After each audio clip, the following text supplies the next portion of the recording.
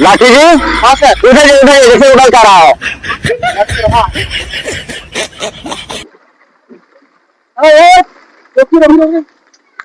है सर, आप गाड़ी क्यों रखवा दिए? हेलमेट का हुआ तुम्हारे अपना? हेलमेट नहीं है, हम बात करते हैं। बड़ा हेलमेट का हुआ?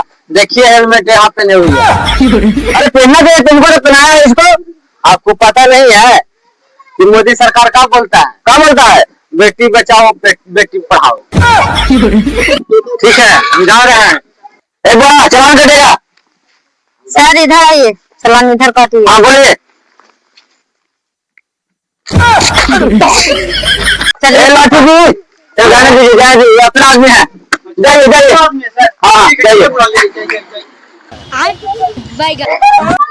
नहीं सर, कितना देर तक वो किया उसको ऐसे चला दिया। अरे जाने दीजिए लाठी जी, अपना आदमी खास है, खास देख रहे हैं, दिन निकाल दिया। चलिए।